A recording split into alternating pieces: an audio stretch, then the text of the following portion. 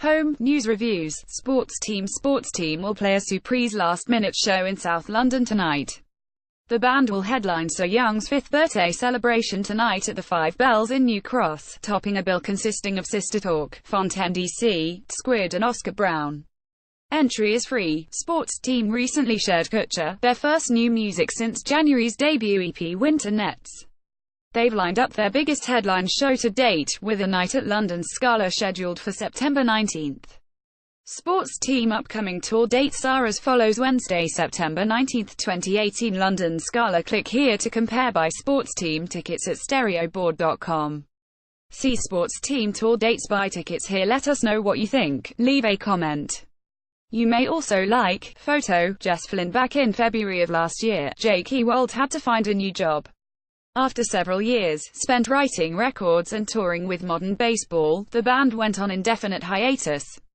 The statement they released referred to the fact that they had been championing the importance of mental health and that the band had become a source of anxiety that they could no longer ignore. The notion of genre as insular and self-contained is eroding. In a way that reflects our increasingly interconnected global community, exposure to a wider variety of influences means that fewer artists will stick devoutly to one style.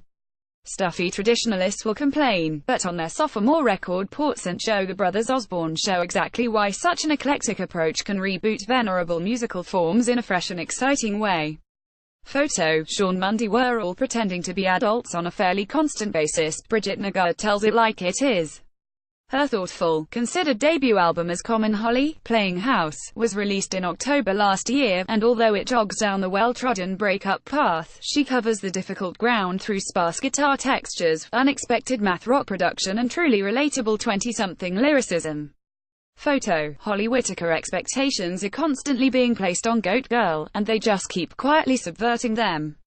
The band were hyped by London's music press before they had released their debut single, while a narrative grew around them as a political garage rock band that was part of a growing scene in South London. They then signed to Rough Trade, and 18 months later their self-titled debut album was released. Here they finally have an opportunity to let the music speak for itself. Photo, Tanya Engelbert. Liz Harris is an interesting musician. In its purest, some would say most noble form, artistic expression presents us with an undiluted, singular vision. Alas, whether it's record company meddling, meeting fan expectations, satisfying commercial trends or striving to make a living, it's hard for musicians to adopt this idealistic approach while dealing with real-world pressures. Hailing from Deal in Maryland, the Brothers Osborne have certainly given it a good, albeit flawed, go on this follow-up to 2016's Pawn Shop. Lost Friends, the debut album from Sydney indie rockers Middle Kids, is a future soundtrack to an indie movie about lost millennials.